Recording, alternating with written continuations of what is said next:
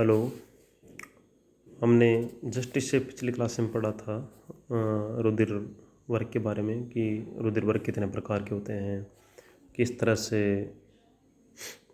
Antibody और antigen होते हैं, कौन से ब्लड ग्रुप को सबको दिया जा सकता, कौन से को नहीं दिया जा सकता, इनके विषय में बातें की थी। रक्त स्कंदन के जो 13 फैक्टर हैं उनके विषय में बात की थी। अब हम बात करते हैं रक्त का थक्का बनने की क्रियाविधि। अब इसमें 3 पॉइंट हैं, स्टेप 1, स्टेप 2, स्टेप 3। सबसे पहला जो पॉइंट है वो थ्रोम्बोप्लास्टिन का निर्मुक्त होना, अर्थात जिस भी ऊतक में या जिस भी जगह चोट लगेगी तो वहाँ से एक पदार्थ निकलता है थ्रोम्बोप्लास्टिन। ये निकलने के बाद ही फिर आगे का प्रोसेस शुरू होता है। अगला है प्रोथ्रोम्बिन का थ्रोम्बिन में परिवर्तन। प्रोथ्रोम्बिन क्या है कि निष्क्रिय अवस्था थ्रोम्बिन की, और थ्रोम्बिन सक्रिय अवस्था। तो प्रोथ्रोम्बिन का थ्रोम्बिन में बदलना आवश्यक है रक्त का थक्का बनने के लिए, क्योंकि थ्रोम्बिन रक्त में अघुलनशील होता, और जब अघुलनशील होगा तो ही थक्का बन पाएगा। इसी प्रकार से तीसरा स्टेप है फाइब्रिनोजन का फाइब्रिन में रूपांतरण। इसमें भी जो फाइब्रिनोजन है वो निष्क्रिय है और फाइब्रिन सक्रिय होता है। तो ये सब किस तरह से होता है ये देखते हैं। ये जो सबसे ऊपर दिया हुआ है 2 पद, ये एक कॉमन मैकेनिज्म है जो सर्वमान्य है कि रक्त का थक्का इस तरह से बनता। बाकी तो अलग अलग रिसर्चर्स ने, अलग अलग साइंटिस्ट ने अपनी थ्योरी दी है कि थक्का इस तरह से हो सकता है, इस तरह से बन सकता है, लेकिन सबका एक निचोड़ निकाल के एक जो सर्वमान्य जो मेथड है वो ये है। तो इसमें हम देख रहे हैं कि प्रथम पद में ये है कि कहीं कोई ऊतक में चोट लगती है, वहाँ से प्रोथ्रोम्बोप्लास्टिन निकलता है और वो सक्रिय होकर थ्रोम्बोप्लास्टिन में बदलता है। प्रोथ्रोम्बोप्लास्टिन सक्रिय किसकी उपस्थिति में होगा? प्रोकन्वर्टिन की उपस्थिति में। अपन ने देखा था पिछले ब्लड ग्रुप वाले में, ये देखो फैक्टर 3 में देख रहे हैं थ्रोम्बोप्लास्टिन है, ये एक लिपोप्रोटीन है, और थ्रोम्बोसाइट ऊतकों की कोशिकाओं में पाया जाता है, प्रोथ्रोम्बोप्लास्टिन के रूप में होता है, और प्रोकन्वर्टिन की उपस्थिति में थ्रोम्बोप्लास्टिन में बदलता है। प्रोकन्वर्टिन भी क्या कि फैक्टर ही है, ये फैक्टर 7 है, ये प्लाज्मा प्रोटीन है। तो इस तरह से प्रोकन्वर्टिन की उपस्थिति में प्रोथ्रोम्बोप्लास्टिन थ्रोम्बोप्लास्टिन में बदल जाता है। दूसरी ओर रक्त प्लेटलेट्स का भी विघटन होता है चोट लगते तो, और उनसे प्लेटलेट्स कारक थर्ड निकलता है। अब ये सब प्लेटलेट्स कारक, थ्रोम्बोप्लास्टिन और कैल्शियम जो कि प्लाज्मा में पाया जाता है, ये सब मिलकर सेकंड पद को स्टार्ट करते हैं। और सेकंड स्टेप जो उसमें क्या है, प्रोथ्रोम्बिन नामक एक पदार्थ होता है जो थ्रोम्बिन में कन्वर्ट होता है। किसकी उपस्थिति में? थ्रोम्बोप्लास्टिन और कैल्शियम की उपस्थिति में।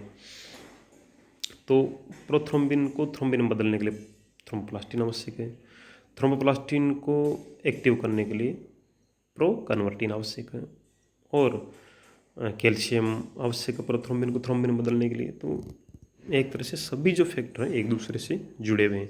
तो कोई भी एक फैक्टर अगर उपस्थित नहीं होगा तो रक्त स्कंदन की प्रक्रिया में बाधा उत्पन्न होगी।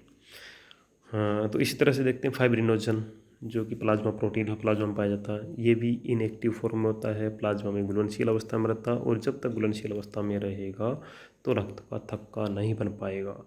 तो ये थ्रोम्बिन की उपस्थिति में, प्रोथ्रोम्बिन से थ्रोम्बिन बदला इस प्रोसेस से, और थ्रोम्बिन जब तक प्रोथ्रोम्बिन थ्रोम्बिन में नहीं बदलेगा तो फाइब्रिनोजन भी फाइब्रिन में नहीं बदलेगा, और फाइब्रिन में ये नहीं बदलेगा तो थक्का भी नहीं बनेगा। इसलिए पूरा एक चेन होती है।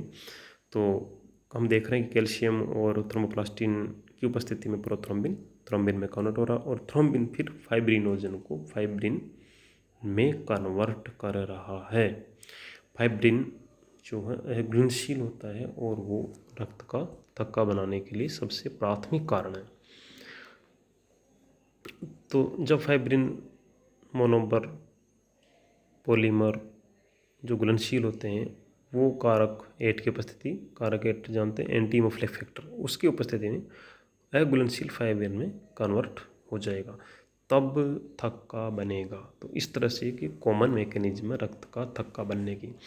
इसी प्रकार से रक्त का थक्का बनने की जो मैकेनिज्म, ये जो मैकेनिज्म, इसको समझाने के लिए 3 सिद्धांत दिए गए हैं। सबसे पहला best and Taylor theory. Best and Taylor 2 scientist हैं, उन्होंने इस पर विचार प्रकट किया है।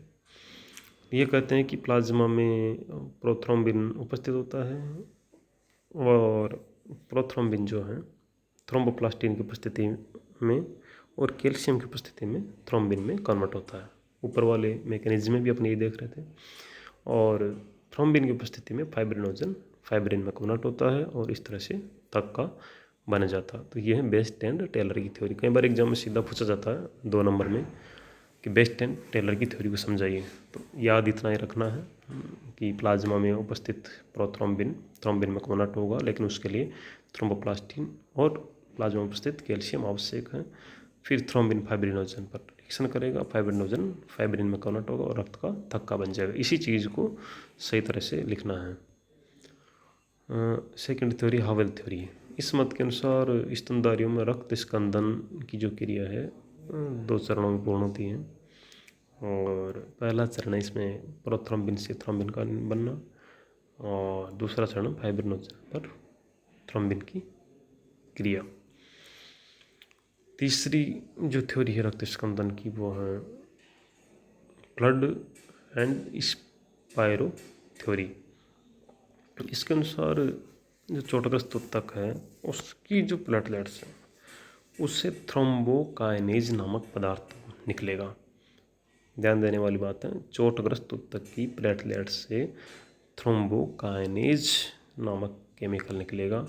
वो कैल्शियम आयन के साथ मिलकर प्रोथ्रोम्बिन जो कि प्लाज्मा में रहता है लेकिन इनएक्टिव फॉर्म में रहता है, उसको एक्टिव थ्रोम्बिन में कन्वर्ट करेंगे। थ्रोम्बिन प्लाज्मा में उपस्थित फाइब्रिनोजन जो कि फाइब्रिनोजन भी एक अक्रिय कारक है जो थक्का बनाने में रोल नहीं करेगा, तो फाइब्रिनोजन को सक्रिय फाइब्रिन में कन्वर्ट करेगा। थ्रोम्बिन की उपस्थिति में होगा और जब फाइब्रिन बन जाएगा तो थक्का बन जाएगा। तो इसमें कौन कौन से कारक है? चोटग्रस्त ऊतक से थ्रोम्बोकाइनेज निकल रहा है, कैल्शियम पहले से प्रेजेंट है, दोनों की उपस्थिति में प्रोथ्रोम्बिन थ्रोम्बिन में कन्वर्ट हो रहा है और फाइब्रिनोजन थ्रोम्बिन की उपस्थिति में फाइब्रिन में कन्वर्ट हो रहा है और फिर थक्का बन रहा है। ये है फ्लड और स्पायरो थ्योरी। तो इस तरह से 3 सिद्धांत हैं रक्त स्कंदन के, याद होने चाहिए।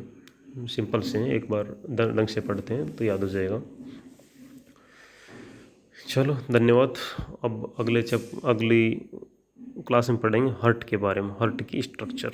आप जानते हैं कि शरीर का सबसे महत्वपूर्ण अंग हार्ट और मस्तिष्क हैं। तो हार्ट किस तरह से ब्लड को पंप करता है, किस तरह से ब्लड आलिंद नीले से गुजरता है और कैसे लंग्स में जाता है, किस तरह से ऑक्सीजनेटेड होकर फिर वापस बाएं नीले से पूरी बॉडी में पंप होता है, और कौन सी बीमारी हो जाती है हार्ट में, कौन सा फंक्शनिंग प्रभावित होती है, तो कौन सी बीमारी होती है, क्या किया जाता है, किस तरह से होता है, ये सब चीज़ें अगली क्लास में पढ़ेंगे। धन्यवाद।